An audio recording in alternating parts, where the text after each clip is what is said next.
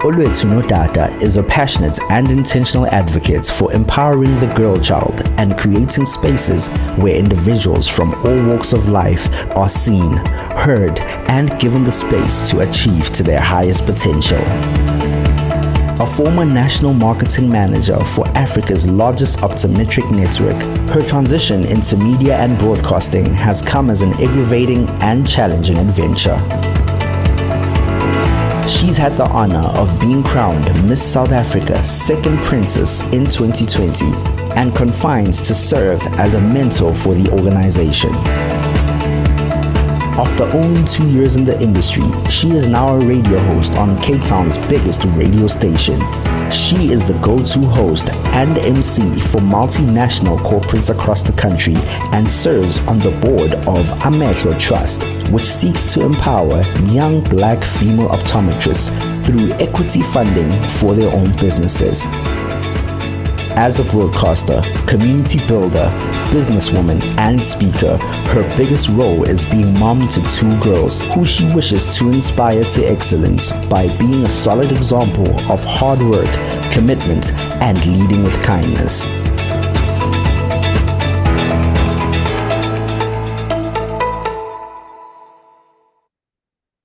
Oh, wow. Well, hello to our future Global Leaders Club members, our proud parents, and our proud ambassadors, and any special guests we may have in the room today. My name is Olwethu Nodata, as that intro said. I'm so excited that each and every one of you chose to dedicate the next 2 hours to sharpening your excellence in a way that is through motivation and inspiration. We have 2 incredible speakers lined up for you today. And as a team, we were so intentional about the selection of these speakers because we are very mindful of the fact that you are going towards your final exams, whether it is your final exams in high school as a matriculant or you are a grade 11, 10, 9, 8 learner who's looking to finish off this year really, really strong. This is a session for you. I want to encourage you to take down notes. I want to encourage you to interact with the speakers because it's a once in a lifetime opportunity. We're so grateful for them for making their time available this Saturday. All right, so it's an inspirational webinar looking at motivating you with Ukabumbuya, and one that's going to inspire you to excellence with one of your very own FGL alumni, Amyoli Sokoni. But before we get into that, I think it's always such a good reminder as to why we are here and why you are each FGLers. Let's take a look at Lihle's sounding video before we chat to her.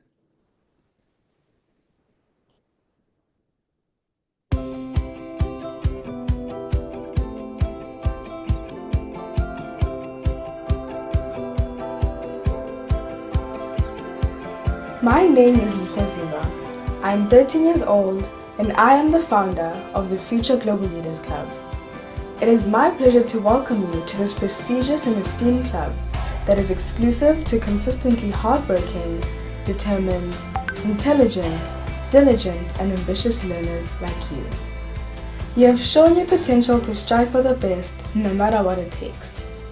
If you want to be consistently consistent in your academic excellence, if continuous improvement is your motto, and if you want to be inspired into greatness, then the Future Global Leaders Club is your virtual home. I officially welcome you as we entrench and firmly embed ourselves as the global leaders of the future.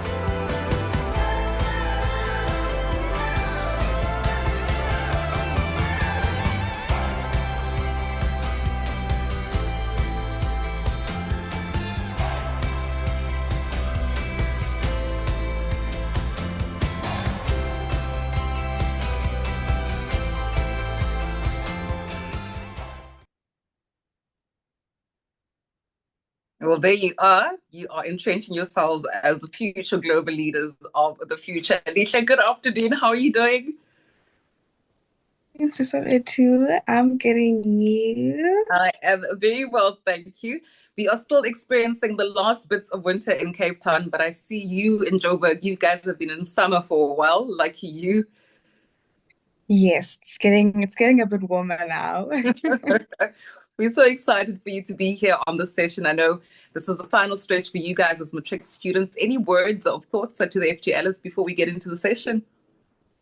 I just want to first of all welcome everyone who is in the session today. In the session, we have two guest speakers. Firstly, we have Ukabo, who is a newly graduated computer engineer from the Botswana International University of Science and Technology, valedictorian of the class of 2025. So he is going to be inspiring us, to excellence, and sharing his journey in the world of tech and also showing some exciting careers of the future. So thank you so much, Gabo, for taking the time to join us all the way from Botswana. And congratulations on everything that you have achieved.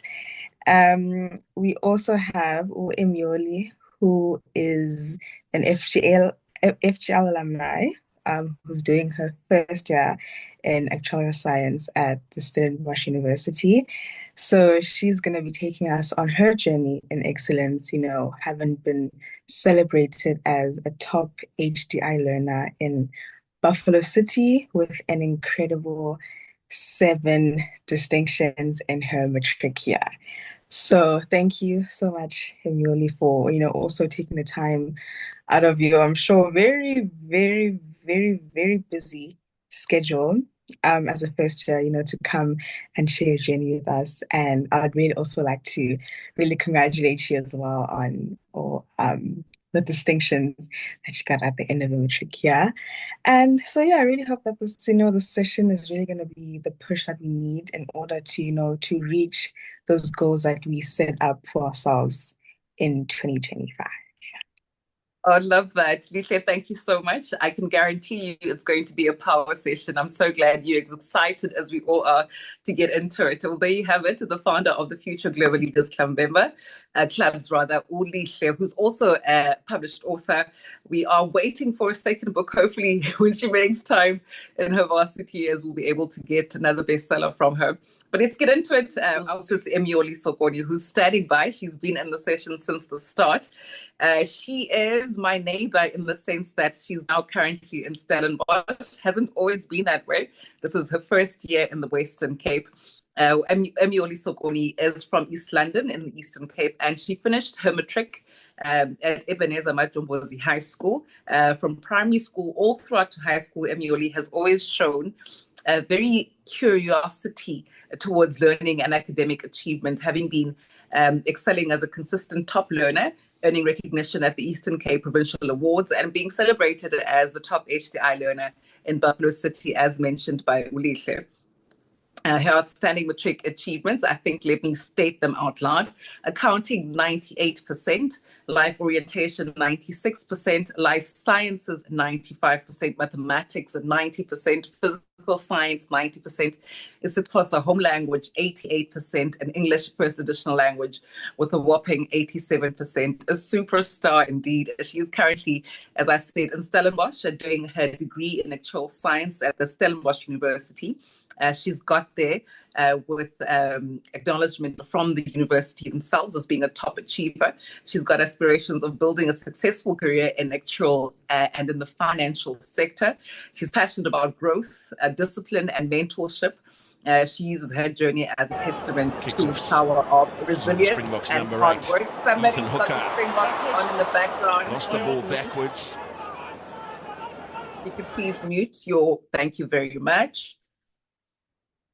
All righty, I hope I'm not muted. All right, so Amyoli is here, who's going to be inspiring you as a future global leader to pursue excellence and remain focused on your goal. We've titled Amyoli's session as Inspiring You to Excellence because she was just in your shoes a year ago if you're writing matric finals in just a few weeks. So she knows exactly the kind of pressures that you're going through, exactly the feelings of anxiety, expectation that you're going through. But how do you bottle all those up and get excellent results? She's here to tell you.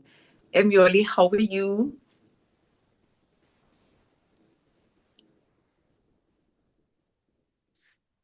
Hi, ma'am. I'm good. Thank you. How are you? I'm good. Thank you. So excited. I mean, when I look at your results, I'm like, what is this even possible? 490s, 590s. That's just exceptional. Thank you so much. I know you've had a busy, busy week writing tests and all that stuff. We really appreciate you taking the time to share your journey with us and to inspire abantu bakho, essentially, because you are FGL alumni and some of your I don't know, your juniors in high school are in this session looking to be inspired by you. So welcome. Let me hand over the floor to you, Ava. Okay, thank you so much, ma'am. Let me share my screen. Thanks. I'd like to greet the FGL team, the FGLers, and everyone that has joined the meeting. Thank you so much for having me. Exams don't test what you know, they test your resilience, your discipline, and your ability to keep going, going under pressure. Good evening, everyone. My name is Amyoli Sokoni, and I'm a first-year actuarial science student at the Stellenbosch University. Let me first share my screen. I'm so sorry. So, no problem. Mm.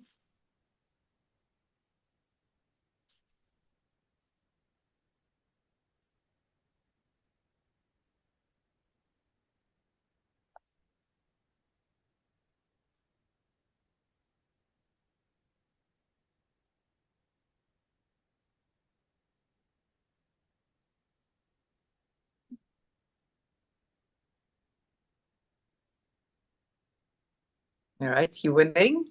Take your time. Yes. Oh, we can see your screen. Perfect. Thank you.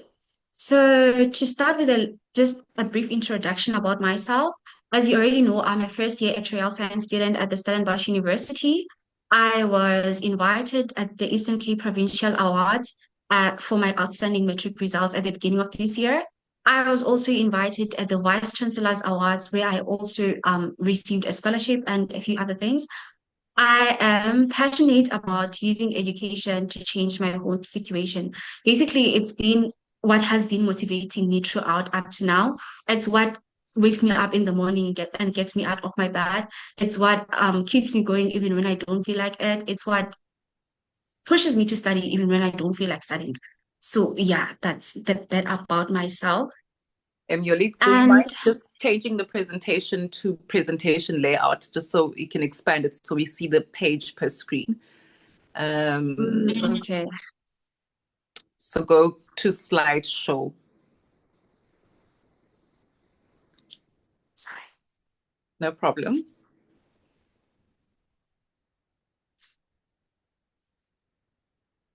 Okay, the screen has just stopped sharing while you do that, but I think you just need to click on slideshow and then start the presentation from there. Okay, I see your screen again. Perfect. Is it? No.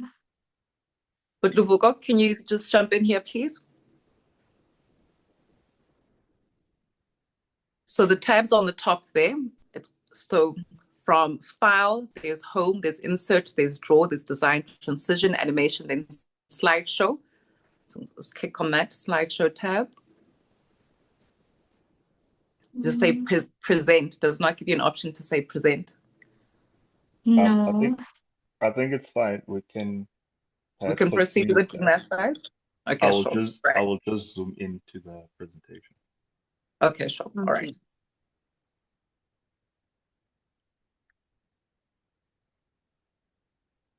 Is it fine? It is showing. There you go. Perfect. Okay. So, yeah, okay. Can I continue now? Yes, thank you. I'm done interrupting. I'm going to take notes now. No, it's okay. It's fine. Oh my gosh. Okay. So, who am I and what is my motivation? Some of you already know me. We went to school together last year, the Ebenezians. Hi, guys. So, yeah, I am, and I was an FGLer just a year ago, and now, which is because I was just in your shoes just a year ago. I was sitting there attending webinars, pledging for marks, um, listening to alumni sharing about their stories, and which is funny now that I am here as the one that is sharing about my story to you guys. But yeah, and yeah, I'm honored to have this opportunity to share about my journey. and not just the highlights, but the struggles, the stress, and my not so perfect timetable strategy that has helped me to get through exams. My hope is that by the end of this session, you understand that you don't need a flawless system to succeed. You just need consistency, resilience, and a plan that works best for you. Okay. So I have mentioned that I come from a humble background, which has been my motivation and drive for success. Yeah. So my biggest motivation has always been to create a better future for myself and for my family. I've already mentioned that I am a first year actuarial science student at the Stellenbosch University. I'm one person who is inspired by challenges. I know most people, they don't like challenges because they're like, hey, challenges, yeah, most people are scared of challenges, but I found challenges a bit exciting because imagine this, if we were just living life that is like smooth, there were no challenges, nothing, how would we grow, right? So I like challenges in the sense of they give you an opportunity to grow. I don't view them as setbacks, but I view them as opportunities to grow and learn, right? Which I believe is what also drew me closer to actuarial science. Because when I was still searching about because when I was still indecisive on what career do I want to pursue, when I was searching about careers, I came across actuarial science, and most people were complaining about how difficult it is, how challenging it is, and everything. In fact, I'd even see videos of people crying because of the course. And instead of that drawing me away from actuarial science, it actually drew me closer to it because I was like, oh, okay, it's challenging. I'm looking forward to the challenge. I want to see it for myself, how I'm going to find it. And to be quite honest with you, it's very challenging, I won't lie. But it's challenging but exciting at the same time. So it's okay. So yes, inspired by challenges, and I am motivated to turn effort into results. I'm one person that is a hard worker. Like I believe in hard work so much, and the reason behind that is that I know that after that hard work, there are better, like there are great results that come after you working hard. So it kind of like motivates me. I always give everything my best shot. I always make sure that whatever it is that I do it to my fullest potential. I know that the results that come out at the end, they are satisfying. Like there's nothing that satisfies more than that. So yes, I think we can move next slide. So to share about my academic journey, my stories with academics started very early from grade 2. I started representing my primary school in district reading and spelling competitions, which is where I realized my academic potential. Yeah, and I remember I went to a point whereby I was invited. I went to represent my district instead, not just the primary school. And then when I was doing grade 4, my primary school introduced academic awards where where I got my like most motivation. I was motivated even further to work harder to because one thing about me, I'm a competitive person. So I was like, okay, fine, I need to make a name for myself before I leave the school and everything. And since then, it has always been something that I started being a top learner from grade 4 throughout my primary, which is something that I wanted to carry to high school. When I got to high school, I was like, oh, okay, I was a planner back in primary, and I had that drive to continue the legacy, to make a name for myself even in high school. When I got I was a top learner from grade 8 up to grade 12, but I said except grade 10. Yes, I was still a top learner in grade 10, just that I was not the number one. I was in the top 5, and that was not really my goal. My goal has always been to, whatever it is that I do, I want to do it exceptionally well. So yes, I was in the top learner, but in the top 5, but I was not really the number one. So I was like, hey, okay, fine. And how did I bounce back from that? I realized that the study methods that I was using that year were not really how, in fact, that year and the previous years were not really what I needed from then moving onwards. Because I saw that my notes were a bit dull. Like I was not using highlighters. It was just notes. And from grade 10, from grade 10, we started doing a lot of theory. I remember life sciences in grade 10. It was tough. It was really tough. So I started changing my study methods a bit, started using highlighters, just something that will excite me, will give me motivation to just study. So yeah, I started using highlighters, started listening to music when I'm studying, just tried out different things and they seemed to work because I was able to claim back my position in grade 11. And since then, up to the final term of grade 12, I was the overall top learner. I was the top learner, yeah. And then for grade 12, finally, I was the overall learner of grade 12 in my school, Ebenezer Majongozi High School, and I was also invited at the provincial awards as position 1 HDI for the Buffalo City district, which is, yeah, a huge achievement, I guess. Oh, and then I also included my pictures. There was my picture in grade 7, the one that is on the right. There was my picture in grade 7 for I think it was the term 4 academic awards, where I was the overall top learner of the whole school. And also, I'm not sure if you can see, but I also received a check, which yeah, okay, I want to talk more on that, but yeah. And then the picture on the right, that was me on the provincial awards at the beginning of this year. And that's pretty much it. And then moving onward, we are getting to the timetable now.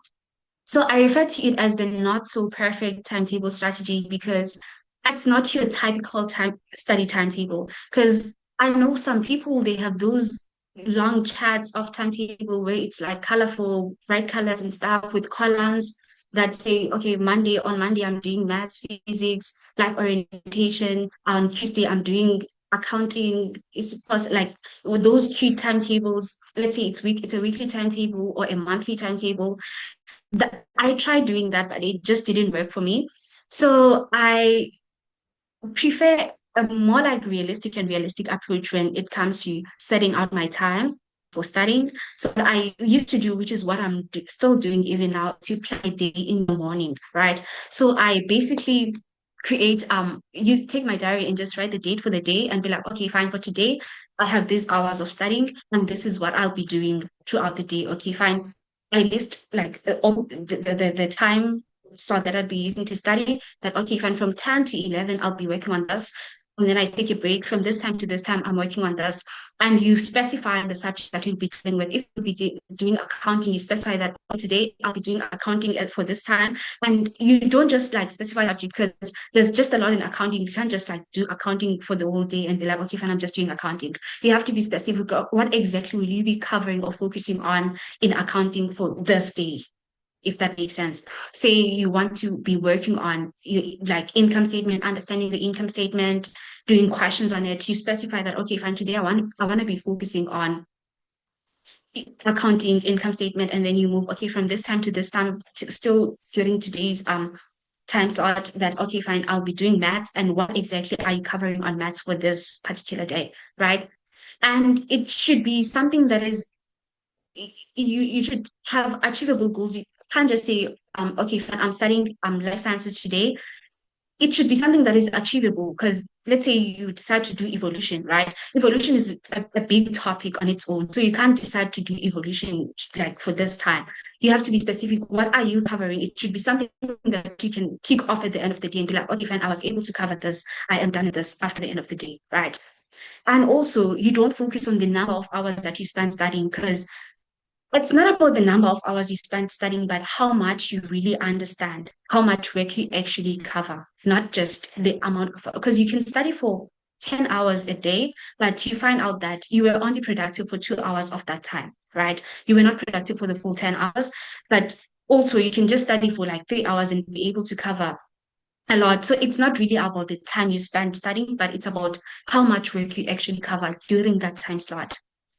I hope I'm making sense. And then you study smart, not hard, which is related to what I just said. It's not about the number of hours you spend studying, but the method you use to study, right? You can study for, let's say, 10 hours a day, and then someone can just study for 2 hours, but you'll understand, let's say you end up understanding the work the same, or probably the person that used just 3 hours to study will cover so much than you when you used 7 hours to study. So it's really not about the number of hours, but it's about finding a study method that works best for you, that you don't need to prolong your study hours, but you don't really cover much in that time, right? And then also you have to be consistent in whatever it is that you choose to do. Let's say if you decide to study from let's say you decide to study from 9 a.m. to 10 p.m. It should be something that you are consistent with. It should be something that you do daily, because it's not about you. It won't count if you just do it for today and then the following day you just decide that, oh, I'm just gonna watch Netflix today. I'm not touching the books, and then the following day I'm just going to the beach. Like you don't really have something that's consistent. You should be consistent with whatever it is that you're doing, because remember, like the daily habits that you do, like whatever it is that you do daily, it all compounds at the end to give you the final outcome, right? So you should do whatever it is that you're doing consistently. And also don't take studying as something that you do it sometimes. It should be something that is a must. It should not depend on the weather, on your mood. You're like, oh, today I'm happy, okay, I'll study. Today I'm sad, I'm not touching the books. It should be something that you do because like depending on your mood, on the weather, on your emotions. Now it should be something that you stick to regardless of how you're feeling, regardless of the weather. Even if it's raining, you study. Like it's more like you don't have a choice. It's something that you have to do, right? And then also I included that my timetable is more like a coffee fuel to-do list, not a color-coded chart, which is basically I just take my diary, I list what I'm going to do for the day, and then just be specific that, okay, fine, from this time to this time, I'm doing this module or the subject. And yeah. And also it's a flexible approach for me because let's say you had planned that on your Mondays, you do maths, you do physics, you do accounting. Let's say for that particular day now, you are up to date with everything that you had set to do on your Mondays, right? And let's say you're behind on life sciences, which is not on your Monday timetable. Now you have to constantly change. I don't know. You're just moving around you're just changing things around every time. For me, it doesn't work because I just prefer to just have that thing that I do daily. Okay, today I'm focusing on this, on this, and this, based on what I feel like what I feel needs focus on that particular day, or what I feel I need to concentrate on that particular day, right? Or what is currently challenging me on that day, right? So it's a very flexible approach for me. Like you can just adjust it depending on your daily challenges or even on your energy level, because sometimes you find out that you were writing on that particular day, say you were writing maths and you had been busy preparing for maths the previous days, you can't just, even though your timetable, let's say you have that focused timetable that says, okay, on Tuesday, I'm doing this, I'm doing this, I'm doing that. Let's say you had planned to do your physics, you had planned to do life sciences. Those are challenging subjects. You can't just jump out of a math paper sometimes and go straight to doing those things, right? So your energy levels are obviously going to be low. So you can just like pick something that is easy to do that you know that you can tick off at the end of the day. Be like, okay, now at least I managed to finish this. You can put in your English, your LO and stuff. Yeah. So it's very flexible. Like you can just adjust it depending on your daily challenges and energy levels. And yeah, I made an example of how my typical study plan looks like for a particular day. Say this is how I normally do it. I write down the dates and like, okay, fine, today is this is today. I list the time that I'll be using to study. Let's say I'll be studying from 10 to 1 for that particular day. And also I list the subjects. So what you do is you specify, like you become specific that, okay, I'm doing life sciences, right? Obviously you can't just say I'm doing life sciences. You have to be specific. What exactly are you covering in life sciences for this study session, right? So that you can, it's something that you can achieve and that you can be able to tick off at the end of the day and be like, okay, today I managed to do this, right? So let's say you do your DNA and also be specific. What exactly are you covering in DNA? Okay, I'm doing DNA replication today, so that you know that it's something that you can be able to do. And also, most importantly, have breaks in between your study sessions. Have breaks in between your study sessions, because imagine now, let's say you have set yourself to study for 6 hours for the day, and then you push, or let's say 4 hours, and then you try to push for that 4 hours straight without taking breaks in between. What happens is that you find out that, okay, fine, probably you are productive for the 2 hours, but then you find out that the other 2 hours it was just you staring at your laptop or staring at the books without having really covered much, because your brain will get tired, right? So you just have to trick your brain to like get a break. It keeps your brain active in a way, and also you energized when you just step aside, like step up for some. If just 15 minutes is enough, like if you study for an hour and then take 15-minute break and then come back for another hour, like that works because it keeps you energized. It keeps you in the mood, right? Yeah. So it's important to make sure that you take breaks in between your study sessions. And yeah, I feel like I'm moving too fast. And in how to face exam stress and fear. We all know that exam season comes with a lot of stress. You become like under so much stress and fear. You're like, there are many people expecting a lot from me. I mean, you are FGLers, so everyone is expecting you to perform like exceptionally. They are expecting to see you on those top tens, top fives. And also there's fear of failure. You fear that you might fail. What if, like you have those what ifs, and also procrastination. Like it's perfectly normal. Like, we all go through that. We all went through that in high school. We're still going through it in university. It's perfectly normal. Like obviously you're going to be stressed. Like another thing that also stresses you is that you don't know what to expect, right? One thing we can't do is that we can't really predict what's going to be on the paper. Like you might know the type, like the kind of questions that or the topics that they are going to ask on the exam, but you can't really predict what they are going to be assessing you on, right? And also you are worried about the level of difficulty of the paper. Oh, what if, like just don't stress yourself about that. It's perfectly normal, right? And yeah, those are the things that cause you to have stress, your procrastination. Because, or to talk a bit about under procrastination, is that you find that we are writing end year exams now, and you will be writing on the content for the whole year, right? You'll be writing on the content for the whole year, and that's just a lot. And then you'll be like, oh, okay, fine. Evolution is just a lot. You keep saying, okay, I'll just do it tomorrow. I'll see it tomorrow. I know it gets overwhelming when you're about to do it because you're like, oh, I have to do that. Like you overthink a lot. But yeah, so it's important that because once you do that delaying until the final, like, until the last minute, you will find out that you have minimum, very short time to cover the content before the exam, and that will cause you so much stress. Like procrastination causes you so much stress before the exam, which is important to break your work into just small tasks, right? Break it into small tasks. You know, evolution is a lot. So it's important that you break it up into small tasks. You're like, okay, fine. For evolution today, I'll just do this part, right? And then tomorrow I'm doing this part. And then the following day, I'm doing this part. And then you'll find out that, let's say, after 2 weeks or after a week, you've covered so much that you wouldn't have covered in just one sitting, right? So those short, small tasks, they help you to like be able to finish the final product and just without feeling that much stress or feeling under pressure so much, which is important too. Don't procrastinate your work, just break it into small tasks so that will be manageable and doable.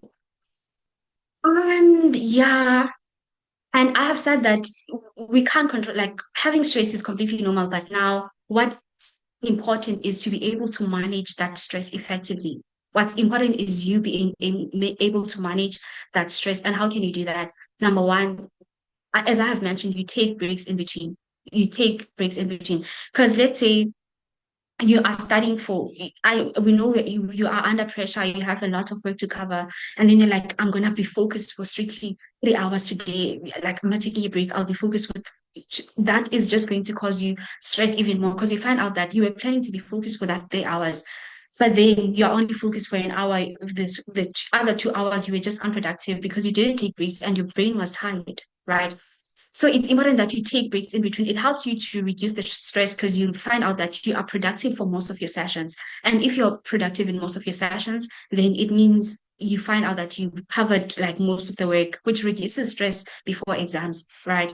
So it's important that you take those breaks. Can't stress this enough. Like take those breaks when you are studying, and also focus on what you can control because you can't really control how the examiner is going to set the paper. You can't like really you can't control how the examiner is going to set the paper. You can't control the level of difficulty of the paper. The only thing that you can do is to prepare and put in the maximum amount of effort that you can. Like, give it your all, give it your best shot, and just don't stress about or overthink about things that you have no control over. So focus on preparation, because that's the only thing that you can do, is to like use all the resources that you have to prepare for that exam. And yeah. And also avoid comparing yourself to others, because we are like those five fingers, like we are not equal for like we really are not equal. For some, it will take just 2 hours to cover the same concept that it you will take you probably 7 hours to understand. But that's not important, because exams are not testing work, they are testing knowledge. At the end of the day, you will both have covered the work. So don't try to like let's say you see that, oh, okay, fine, this one is studying, they're pulling all nighters, they are sleeping at 3 a.m., at 2 a.m., they are up, they are posting Red Bulls, posting bio classes. Don't feel under pressure because of that.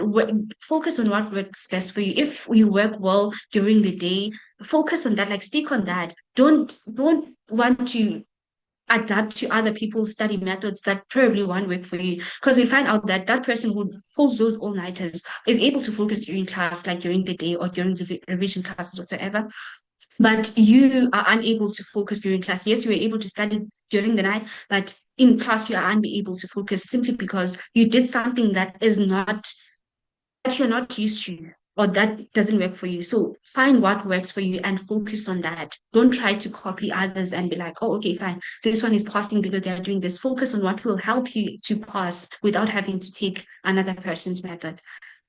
Yeah. And then moving on to the next slide.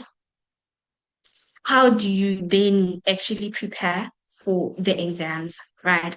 So what I like, the most important things when you are preparing for exams is planning. I can't stress this enough. Like, it's very important to plan. Also, just have a diary or something like that used to help me a lot. Like, I always had a diary to like plan everything, right? So there's this popular quote that failing to plan is planning to fail. That's so true, because if you don't plan, then you are basically setting up yourself for failure, right? So it's important that you plan. And also, oh, the way to go about that is first starting at the beginning of each term, you set the marks that you want to get for that term, right?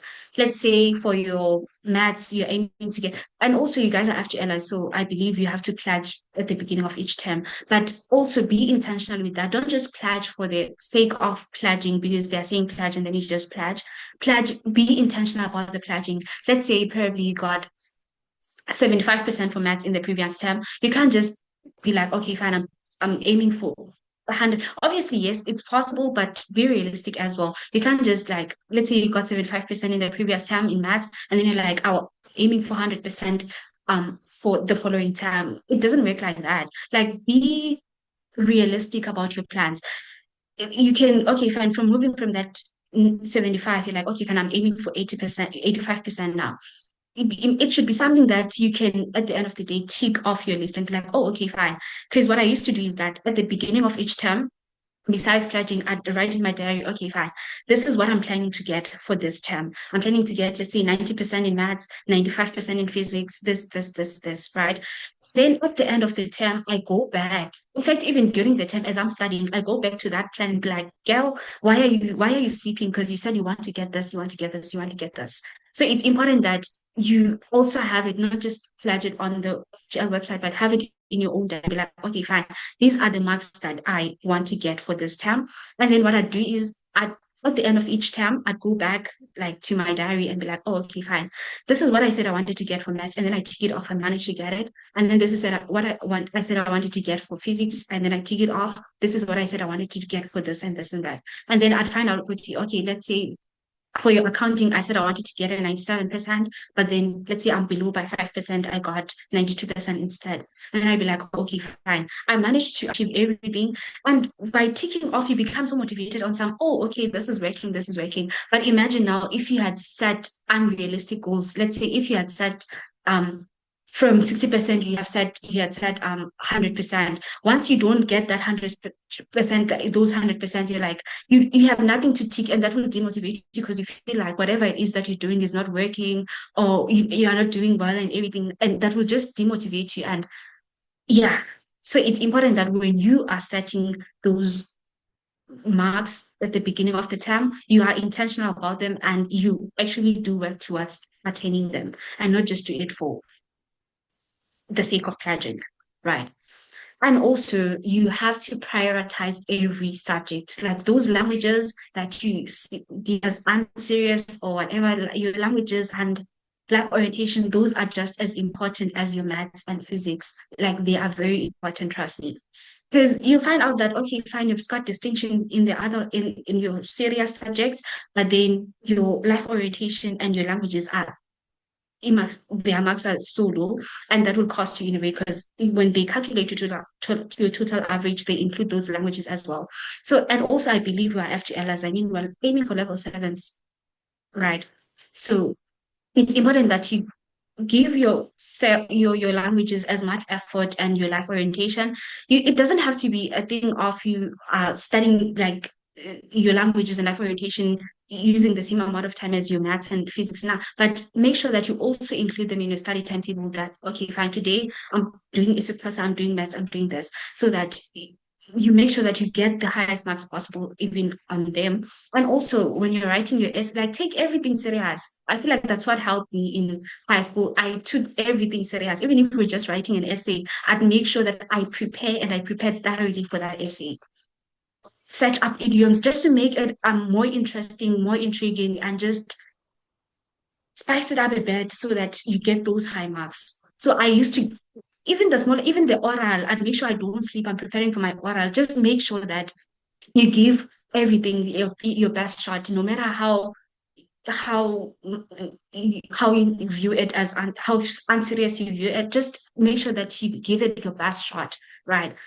And then moving on to my study methods and the environment that I preferred to study. So the main thing that helped me to get the marks that I got throughout my high school as practicing past papers. Like it's very important to practice past papers, very important.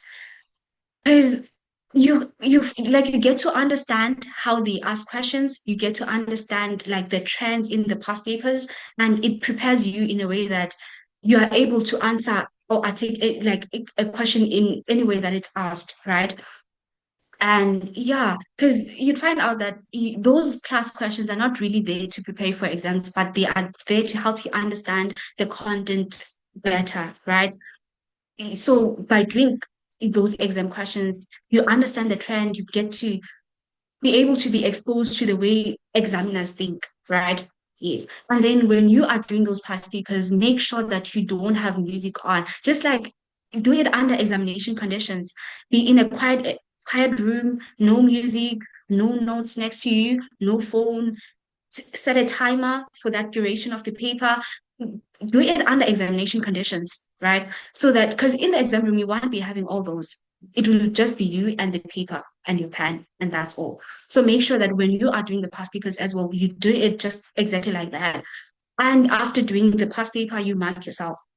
And when marking yourself, you don't just mark and then be like, oh, okay, fine, I got this mark, and then you put the paper aside. No, you go through your paper, you take the memo, put it next to you, take the paper, and then you go through you go through your answers, what you did incorrectly, and then you highlight them with a different pen if possible. You highlight them and be like, okay, fine, I made a mistake here. This is the reason I made a mistake, and then you note them down. Because it used to help me prepare for the exams in a way that before I go to the examination room or the days before the exam, I'd go through those mistakes just to make sure that you don't repeat the same mistake when you are answering in the exam room, right? And yeah, and then another thing that used to help is that I'd stay after school. I started doing that in grade 10. I started doing that in grade 10, I believe. Because in my school, Ebenezer, the matriculants used to attend evening classes. So the rest of the grades would be allowed, like would be released early around 3 or 2, I don't know, but yeah, don't remember. But yeah, we would be released by that time. And then I would stay behind and study like same as matriculants. I was still in grade 10 by then. Hence I'm saying I've always been serious. But yeah. So I'd stay behind after school, go through my notes, like study, go through whatever it is that was taught in class that day, and make sure that I go because there's nothing yet that you're rushing to do at home really. It's just you watching TV and stuff. Like you could be gaining knowledge for that, like during that time come on. So yeah. I used to stay behind after school, go through my notes, go through everything that was covered in class. Because, like, I mean, you're away from distractions. It's just you, and even the classrooms used to be empty by then. So it would just be me, my books, and just, yeah, focusing. And also, I know I did mention a thing of not using music when you're doing the past papers, but that's just when you are doing past papers, not under and exam content. What am I even saying? Not under exam, not under, yeah, whatever.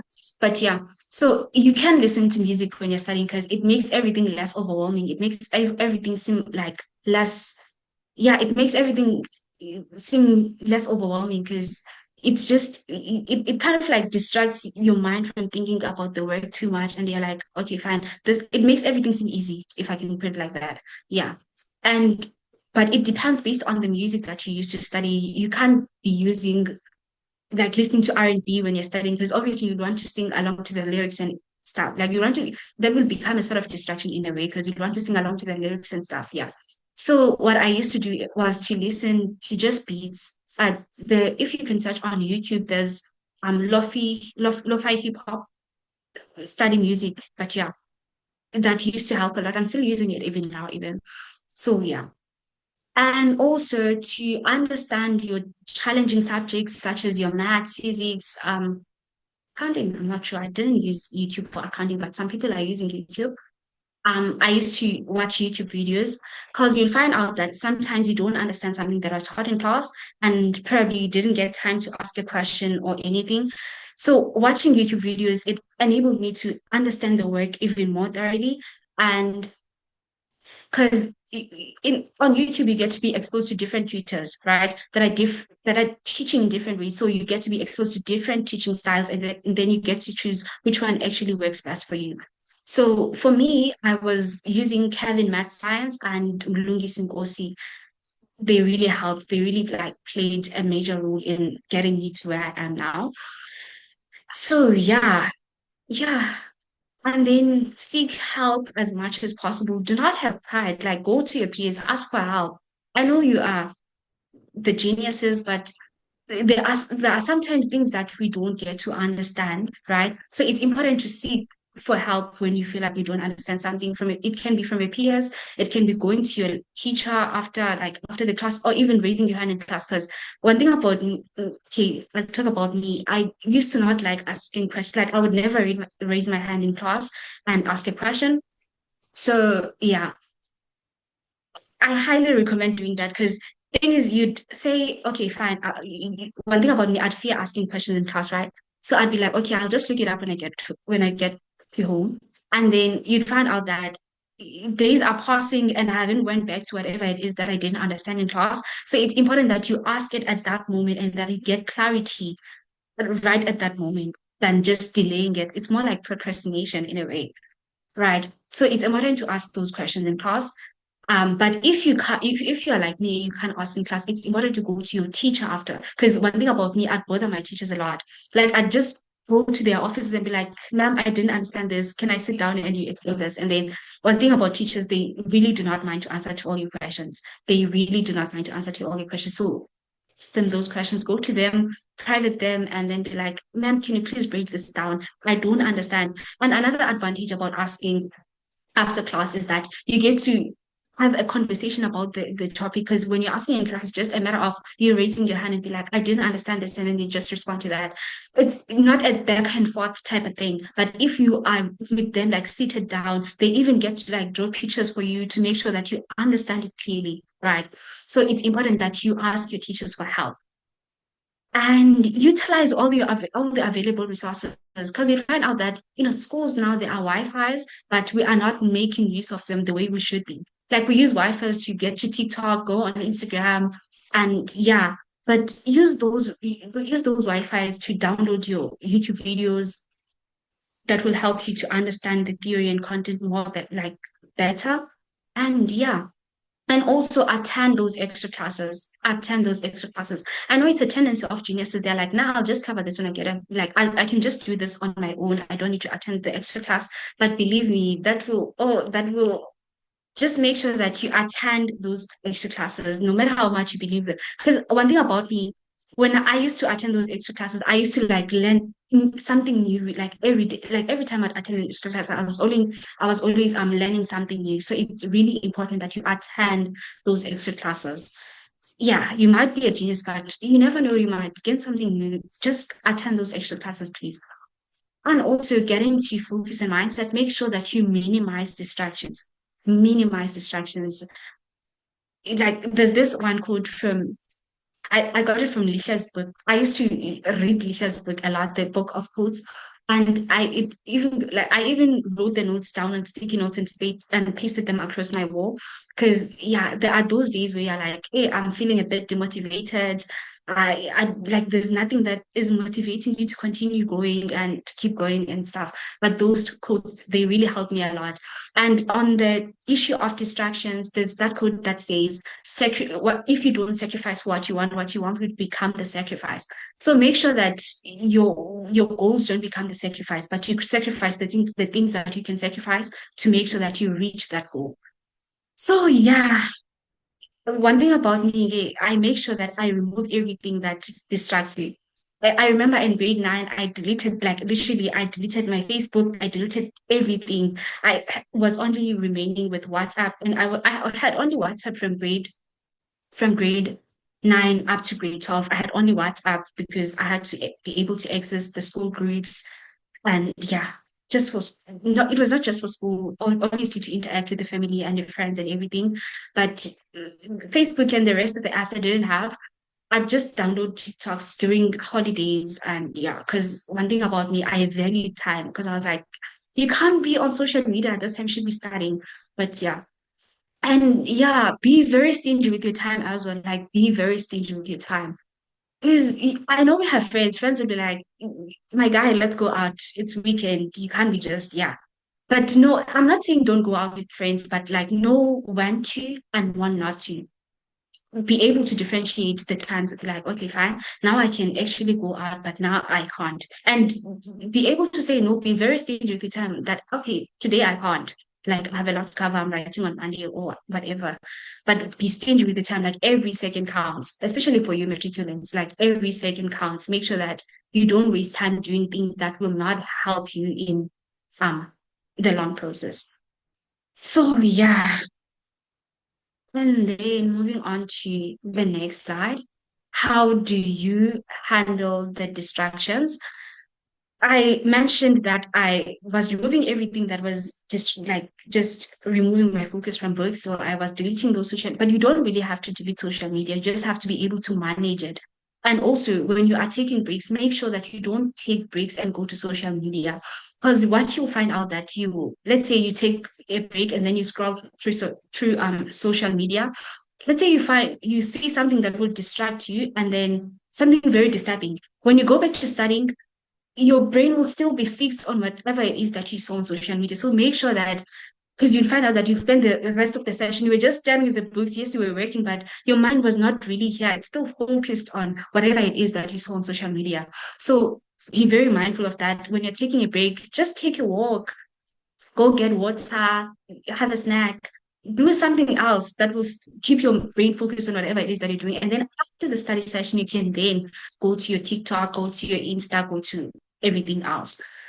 Yeah, and then I did mention that you should break your task into manageable steps because you find out that when you just like try to cover the whole content in one sitting, it also becomes distracting in a way because your mind will then just zone out and you start thinking about other things because what is in front of you is overwhelming. There's just a lot of work that you've put in front of you that you can't really cover now. But if you break it up into like small tasks that you can like cover in just in that one sitting, it keeps your brain engaged in whatever it is that you're doing. And then you find out that after the study session, oh, actually, I was able to do this. I understand this, and yeah. So it's very important that you don't overwhelm yourself with.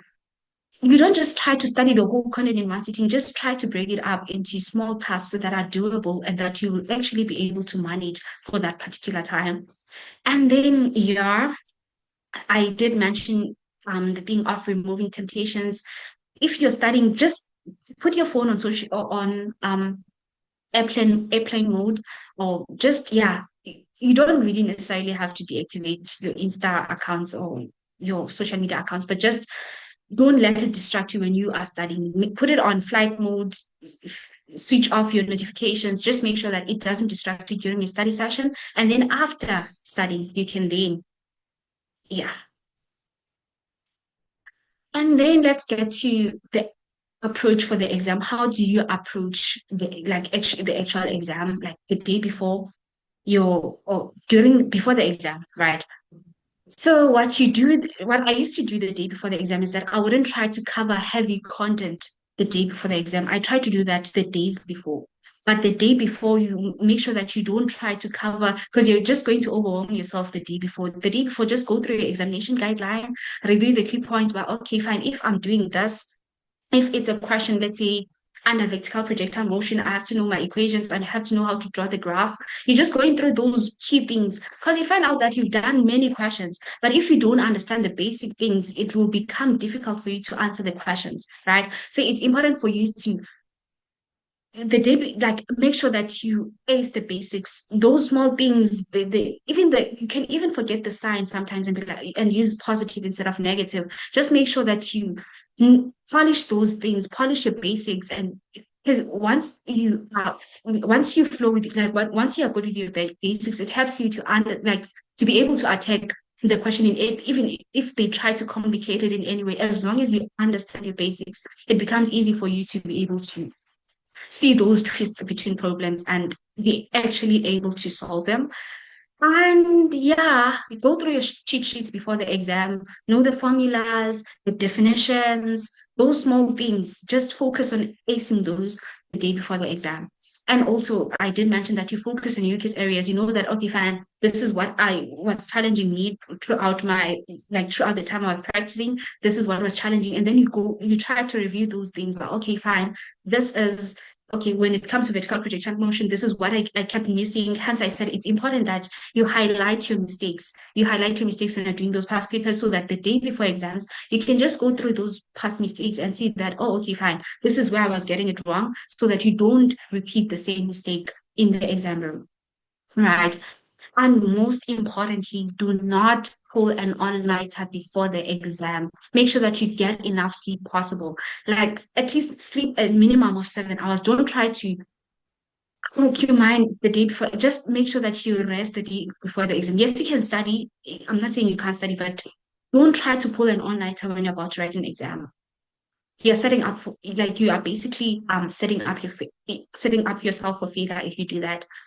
Because let's say you pull the all-nighter, like you're studying the whole night, you're writing like the following day in the morning.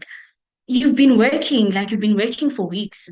You've been working for weeks, and then you find out that the day of the exam, your brain is tired because you didn't give it enough time to rest. And if your brain is tired, you won't be able to, there are questions that will need you to think critically sometimes, that will require you to think out of the box. You won't be able to do that because your brain is tired, right? And then you find out that you wasted your time studying, but you're unable to answer the exam question, like the exam question paper now. So it's important that you make sure that you get enough rest the day before the exam. And so what you do in the exam room, don't just jump to answer. Don't just jump to go to the questions. First, for some subjects, you get to be given reading time, but it's important to first go through the paper, scan the paper, and be like, oh, okay, fine. Question 1, they're asking about this. Question 2, they're asking about this. And then you pick which question is difficult, which question will need more time. You plan before you actually start answering the question paper. And another thing that's important is to make sure that you start with the easy questions. Because once you start with the hard questions, you'll get overwhelmed in the middle of the exam, at the beginning of the exams. And even the very simple things now will seem difficult. So it's important that when you, before you answer the paper, you first go through your questions and see which questions I think that are easy. And then you answer based on that. Because once you start with the easy questions, you get excited, it builds your momentum that even when you get to the hard questions now, you don't really view them as difficult. Your mind is actually able to think about them, and you're like, oh, okay, fine. This is that, this is this, right? So it's important that you start with the questions that you know or that you think are easy so that you can build confidence and that you can ace that paper. And also, it's very important that you read your instructions carefully because for some subjects, you find out that they say you should round off your final answer to a minimum of two decimal places. But if you just round it off to one decimal place, you will lose that 1 mark. And I believe for us FGLs, it's very important that we get those small marks. So you find out that that 1 mark costed you from getting that 100% that you were going to get, and then you end up getting those like a 98%. I believe we're aiming for the best, so we want to get those small marks. Try to make sure that you don't miss or you don't lose marks because of silly mistakes. Yeah. And then also when you are stuck in an exam question, don't spend 30 minutes trying to crack just one question. Just move to the next and then you come back to it after. Because if you exhaust your brain trying to think about the same thing and you're not getting it right, you will, number one, you will run out of time. You will see, oh, for the other questions, you have like very limited time now. And then you will just rush through them and probably they were going to be easy for you. But now that you're working under a very limited time, you like your mind just goes all over the place, and then you find out that you're unable to answer even the questions that were going to be easy. So, but if you just move on to the next question, and then you come back after, you do the other questions, and then if you still have time, you go back to it, and then yeah, you wouldn't have like sacrificed the marks of the other questions trying to solve the same problem. Yeah, stay calm, breathe, and keep a positive mindset. Because if you're panicking in the exam, you will even forget what you studied, right? Just make sure that you take that breath, like believe in your preparation, be like, okay, fine, I prepared enough. Don't be stressing about anything else that you have no control over. You did what you could, you practiced, you studied, you prepared. Now you just have to apply whatever it is that you studied. It's really not that deep. So just calm down, breathe, and be positive.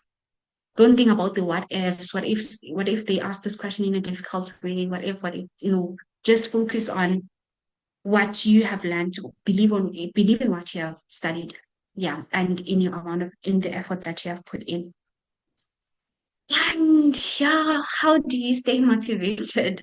So I mentioned setting clear goals for each study session and subject, because once your goals are clear about what you want to be covering in that study session, what you want to be doing, like which subject will you be doing and what will you be doing on that subject, after the study session, you'll be ticking things off and it keeps you motivated. It keeps you going that, oh, okay, fine. Yesterday I managed to cover this and that and that and that. So when you move on to the next day, you are looking forward as to what you will cover today. Like it keeps you motivated in a way, right? And also celebrate those small wins to maintain momentum, right? So let's say you were aiming to get this mark for physics. If you are able to get that mark, celebrate it. Don't just and be like, oh, okay, fine. One thing about me, which is something that which is something that is not good, is that I was focused on just like how do I put this? Like I'd be like, oh, okay, fine. This is what I'm aiming for. What once I achieve that, I'm already moving on to the next. I'm like, oh, okay, fine. This is what I'm planning to achieve now. Like I wouldn't celebrate my wins. I would just focus on. I'm always looking forward to. Okay, fine. What am I doing next? Okay, fine. This one down. What are we doing next? Like I had that mindset of man. Okay, you've achieved this. We're done with that one now. What are you doing next? So just like try to celebrate those small wins so that it keeps you motivated. Yeah, and also use mentors, success stories, and motivational quotes to stay focused. I mentioned Lisha's book. It kept me going so much because there were times where I like, oh, I don't feel like waking up today. I don't feel like going to class. But then I'm like, oh, there's this quote that says you rest. And then I'm like, hey, girl, get up. Like, So it's important that you have something that keeps you focused, even if it's just like you have a role model or something, someone that you look up to and be like, oh, girl, your girl is winning. Why are you sleeping? Right. So have something that is motivating you to stay focused. Right. And yeah, I did mention that. I always keep the bigger picture in mind.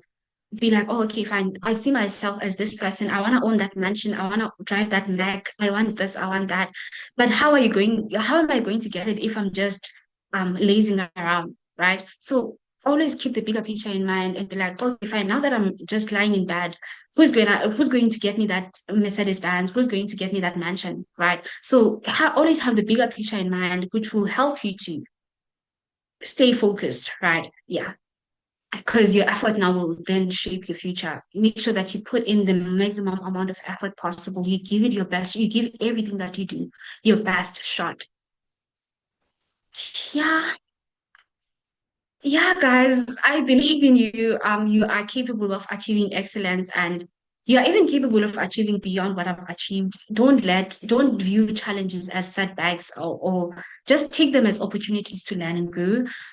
Be Yeah, and then also find your motivation and hold on to it. Because I mentioned earlier that what was motivating me was the drive to change my home situation and to like change my life and my family's life for the better. So I want you to also find something that is motivating you, something that will get you out of bed in the morning, something that will force you to study even in on days when you feel like today I don't feel like studying. Find motivation that will keep you going, that will um guide you to achieving your dreams. And yeah, it's not about perfection, it's about you. Those small tasks that you do daily will then compound into something big, something that like whatever it is that you desire. It all takes those small daily habits that you form for each day. And then yeah. And then my plans for the future. For now, I my main goal is to just get in this degree and to become a member of the Actuarial Society of South Africa. And then everything else will then flow from there. Otherwise, from now, we're still trying to chow this degree. And yeah, thank you so much. Oh, wow, Amyoli, thank you so, so much. I mean, so many pieces of insights and techniques that for the FGLers to hold on to there. Like, thank you so, so much. I know this has been a crazy week for you in the middle of exams and all, but for you to put this together for us is really incredible. And I know all the FGLers that are here are truly inspired to excellence by hearing your journey and hearing your practical tips. I have some questions here. Uazukuhle has got a question about resources. What kind of resources were you using from grade 10 to 12? I think you did touch on some of them. You'd spoken about some YouTube channels. Perhaps you can repeat those and the extra lessons you did. Oh, okay. The resources for grade 10, um, maths, physics, what else? Life sciences. I would highly, there are those apps, those mobile apps. I don't remember their name, but I think it just writes, okay, grade 10 mathematics, those mobile apps, the white ones. I used to use that for the past papers. They used to help a lot, I won't lie, because they already have memos under them. And for matric, I used Stanmore Physics. Yeah, I used Stanmore Physics, test papers, SA papers, what else? Is Department of Education. Yeah, I remember those four. And also another thing that I forgot to mention, when you are doing past papers, like the Eastern Cape papers, yes, they are challenging, but try doing the challenging ones. Your Northwest papers, your Bobo, those are really challenging. They have really challenging questions. So if you want to like open your mind and be able to think critically about those questions, for your physics especially and maths, try doing the Limpopo and also Free State, Limpopo, and Northwest papers, yes. Okay, great. So following on the exam sitting, so the final exam setting, does it differ throughout the year in grade 12 specifically? Is it a different exam setting for your final matric exam? Also the question of, is there anything you could have done differently to prepare for a specific exam? Any, in hindsight, I could have done this better? Okay, let me start with the last question. What I believe I could have done better was because one thing about me, I used to study, I believed in studying alone a lot. And I really wish I was like, I got to be part of some like a study group or something. Because I believe when you share the work that you do, you get to like get to be exposed to a lot that you didn't get to understand in class. So try to get into those groups. I believe they work a lot because I've seen in varsity they are really helpful. Okay, all right. And then in terms of exam environment, everything that they would have experienced in the midterm exams is exactly what they'll experience in the final exams for matric, right? The conditions stay the same? For matric, your trial exams are very similar to your final exams. So even when you're preparing for your final exams, don't just focus on when you're downloading those papers, don't just focus on the final papers. Trial and final papers, they will make sure that you're ready for your finals. Yeah. Okay, fantastic. I've got two more questions. Wait, let me go. Sleep schedule. Lusango had a question on sleep at the start of your presentation. You mentioned how important sleep was the day before you write an exam, but throughout the year, what do you value sleep throughout the course of the year? One thing about me, Mbongo, I was one person who used to cross night a lot. Like I'd pull all-nighters, right? But I believe it's mainly because I didn't really study much during the in fact, for matric, I used to study during the day and at night as well. Like I was making sure that I give it my best, like I give it the maximum amount of effort possible. So if you are a person that can like study night, yeah, you can then go for it. But make sure that the day before it is you don't. And also make sure that it doesn't affect your focus in class. Just that I was able to focus in class as well. And then I'd attend classes, come back, take a nap, before I go back to studying, and then I'd study the whole night. All right. And then another one from Lisa Kanya. How do you prioritize tasks when everything feels like it's important? Ooh, it depends. I feel like it depends based on, let's say, for me, let's say I'm writing, it depends on what you're writing. Let's say on that particular week, you prioritize based on what you're, or what will count for marks. Because let's say, how do I explain this? Let's say you're studying for, let's say you're writing maths this week, you're writing physics. Obviously, you can't be focusing on, yes, they are all challenging, I understand, but you can't be focusing on geo, on accounting and stuff when you're writing this week. So you focus based on what you are writing as well. Like you focus on, okay, fine, this week I'll be writing this. So let me put everything behind and focus on this sheet. And Yeah. then I can then catch up on everything else after. I think what I've realized from your presentation here this afternoon, Ms Amyoli, is the fact that studying is a state of being. So you're not just rushing to get the content and the understanding just before exams. So you're able to prioritize in the learning before you are actually preparing for exams. So a study schedule and a timetable and study habits you build throughout the course of your academic journey. Exactly. And then you're prepared to study for exams. Exactly. All right. Okay. And then just stresses about, and how do you manage stress? You know, when you didn't make your target mark, how do you bounce back? I mean, you did touch on bouncing back after grade 10, not being the top one learner, but really, how do you handle failure? I think another thing that makes it better is talking about it. Because for me, I used to be close with people that I've done matric, like there were people that had walked the same journey that I was walking that were before me. So I just be like, I call them and be like, hey, this is happening and I'm struggling to cope. How did you guys do this? And then they would be like, nah, it happens, it's possible. Like that's how I was able to handle failure, honestly. Yeah, it's talking about it to people that have already walked the journey before you. I'm not only talking to the matriculants, even if you're in grade 9, there are people that have done grade 9 that are in grade 10. Try to reach out to them and be like, how did you do this? Ask for help. Yeah, and it's fantastic. Well, a lot of people are just saying thank you so much. They are inspired. Azokuhle is inspired.